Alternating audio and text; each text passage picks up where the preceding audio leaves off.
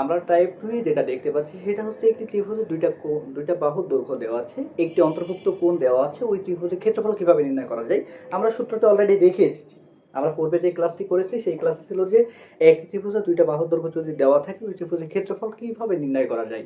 ক্ষেত্রফল হচ্ছে half into দুই বাহুর দৈর্ঘ্য ইন্টু ওই যে একটা কোণ দেওয়া আছে ওই কোণের সাইন থিটা। এখন অঙ্কটা খেয়াল করেন তাহলে আরো ভালোভাবে ক্লিয়ার হবে। বলছে যে কোনো ত্রিভুজের দুই বাহুর দৈর্ঘ্য যথাক্রমে 9 সেন্টিমিটার ও 10 সেন্টিমিটার এবং তাদের অন্তর্ভুক্ত কোণ দেওয়া আছে যেটা মান হচ্ছে 60 ডিগ্রি। ত্রিভুজটির ক্ষেত্রফল নির্ণয় করো। খেয়াল করেন যে এই ত্রিভুজের দুইটা বাহুর দৈর্ঘ্য কত দেওয়া আছে, একটা হচ্ছে 9 সেন্টিমিটার, একটা হচ্ছে 10 সেন্টিমিটার এবং তাদের অন্তর্ভুক্ত একটি কোণ আছে, তাদের মধ্যে একটি কোণ আছে। এই কোণটা কত ডিগ্রি দেওয়া আছে, 60 ডিগ্রি। ত্রিভুজটির ক্ষেত্রফল নির্ণয় করো।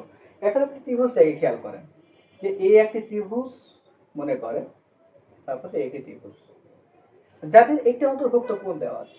এই অন্তর্ভুক্ত কোণ হচ্ছে 60 ডিগ্রি। অন্তর্ভুক্ত কোণ কত ডিগ্রি দেওয়া আছে, 60 ডিগ্রি। এখন এই ত্রিভুজে কি বলেছে দেখেন, ওই ত্রিভুজে দুই বাহুর দৈর্ঘ্য যথাক্রমে এত সেন্টিমিটার, তার মানে অন্তর্ভুক্ত, তাদের মধ্যে আবার অন্তর্ভুক্ত কোণ। তার মানে এই যে কোণ উৎপন্ন করছে না, এই বাহুর দৈর্ঘ্য আর এই বাহুর দৈর্ঘ্য দেওয়া আছে। এই ত্রিভুজের ক্ষেত্রফল নির্ণয় করতে হবে। তার মানে এই বাহুর দৈর্ঘ্য মনে করি যে 9 সেন্টিমিটার দেওয়া আছে, এটা হচ্ছে কি 9 সেন্টিমিটার। আর অন্তর্ভুক্ত কোণ যেহেতু মধ্য উৎপন্ন হচ্ছে, এই বাহুর দৈর্ঘ্য দেওয়া আছে হচ্ছে 10 সেন্টিমিটার। খেয়াল করবেন বিষয়টা হচ্ছে যে একটি ত্রিভুজে দুইটা বাহু দেওয়া আছে এবং তাদের মধ্যে অন্তর্ভুক্ত বলতে কি তাদের মধ্যের কোণ, দুইটা বাহুর মধ্যে যে কোণ উৎপন্ন হচ্ছে, তার মানে কি যেখানে কোণ উৎপন্ন হবে ওই দুইটা বাহু দৈর্ঘ্য দেওয়া আছে। বোঝা গেছে? যেখানে কোণ উৎপন্ন হয়েছে ওই দুইটা বাহুর দৈর্ঘ্য দেওয়া আছে। এই ত্রিভুজের ক্ষেত্রফল কিভাবে নির্ণয় করবেন? এই ত্রিভুজের ক্ষেত্রফল নির্ণয়ের সূত্র হচ্ছে আমরা জানি, প্রথমে আমরা জানি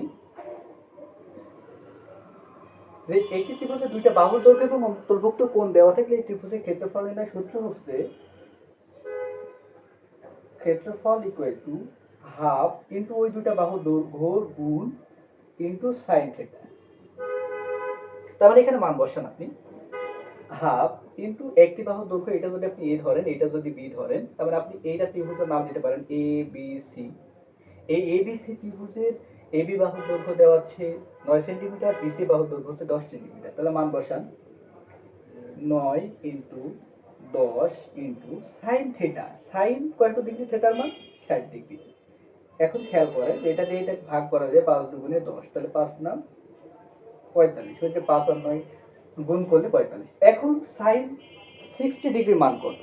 আমি এর আগে যখন ট্রিগোনোমেট্রি ক্লাস নিয়েছিলাম তখন হাত গণনার মাধ্যমে শিখেছিলাম যে সাইন 60 ডিগ্রি মান কত হবে। আপনারা ওই ক্লাসটি দেখবেন, তাহলে ট্রিগোনোমেট্রিক যে কোণের যে মান নির্ণয়ের ফর্মুলাগুলো এগুলো পাবেন। এই ত্রিকোণমিতিক মান হচ্ছে সাইন 60 ডিগ্রি মান হচ্ছে √3/2, √3/2। তাহলে √3/2 মান বসানো শেষ।